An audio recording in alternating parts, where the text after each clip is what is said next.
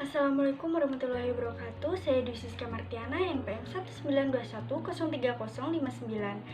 Dari kelas BNA kali ini, saya akan membahas mengenai landasan dan asas kurikulum.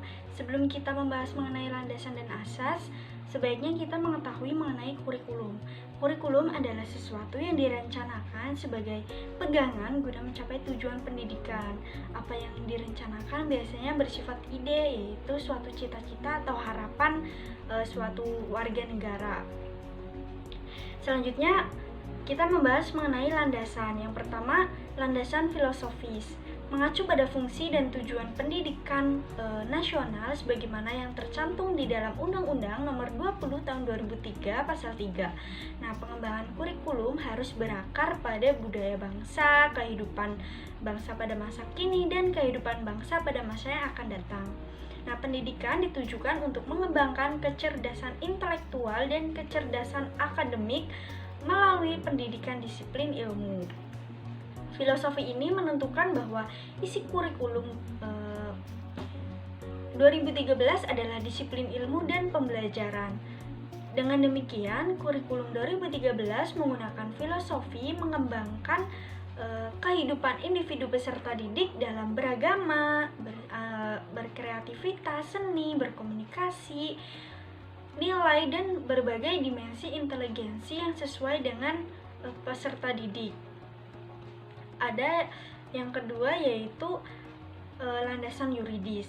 Secara yuridis, kurikulum merupakan suatu kebijakan publik yang didasarkan pada landasan filosofis bangsa dan berbagai regulasi di bidang pendidikan.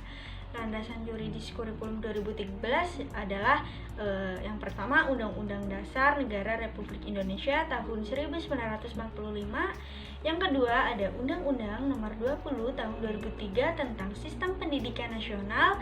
Yang ketiga, ada Undang-Undang Nomor 17 Tahun 2005 tentang Rencana Pembangunan Jangka Panjang Nasional beserta segala ketentuan yang dituangkan dalam Rencana Pembangunan Jangka Menengah Nasional.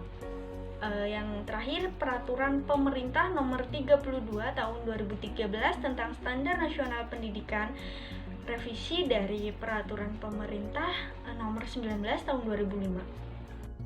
Yang ketiga ada landasan teoritis. Nah, kurikulum 2013 dikembangkan berdasar teori pendidikan berdasar standar dan teori kurikulum berbasis kompetensi. Pendidikan berdasarkan standar ini menetapkan adanya standar nasional sebagai kualitas minimal warga negara yang dirinci menjadi standar isi, standar proses, standar kompetensi lulusan, standar pendidik dan pendidikan, standar sarana dan prasarana, standar pengelolaan, standar pembiayaan, dan standar penilaian pendidikan. Nah, kurikulum berbasis kompetensi dirancang untuk memberikan pengalaman belajar seluas-luasnya bagi peserta didik dalam mengembangkan kemampuan untuk bersikap, berpengetahuan, keterampilan, dan bertindak.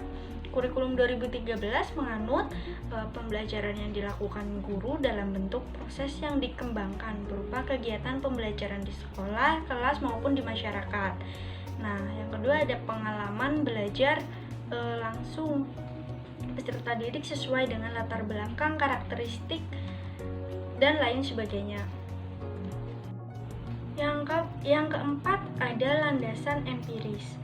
Beragamnya fakta-fakta sosial berupa tawuran antar warga, tawuran antar pelajar, pemaksaan kehendak disertai sikap anarkis, narkoba, kemiskinan, pergaulan bebas, dan lain sebagainya. Nah, keseluruhan fakta tersebut menunjukkan kecenderungan negatif yang secara timbal balik memiliki kaitan langsung maupun tidak langsung dengan penyelenggaraan pendidikan. Nah, selain faktor sosial di atas, agenda besar dunia pendidikan Indonesia adalah upaya peningkatan mutu pendidikan. Terkait dengan mutu, hasil survei PISA di bawah OECD pada tahun 2012 melakukan survei bahwa Indonesia menduduki peringkat paling bawah di antara 65 negara dalam pemetaan kemampuan matematika, membaca, dan sains. Dengan demikian, secara empirik, agenda peningkatan mutu pendidikan dan pengembangan pendidikan karakter merupakan agenda prioritas dalam pendidikan Indonesia. Selanjutnya, kita membahas mengenai asas kurikulum.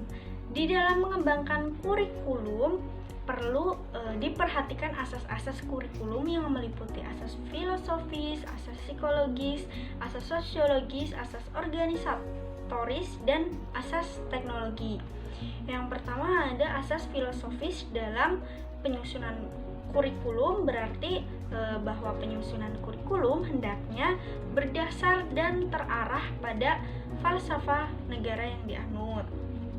Yang kedua ada asas psikologis, berpandangan bahwa manusia adalah makhluk yang bersifat unitas multiplek yang terdiri atas 9 aspek psikologi yang kompleks tetapi satu.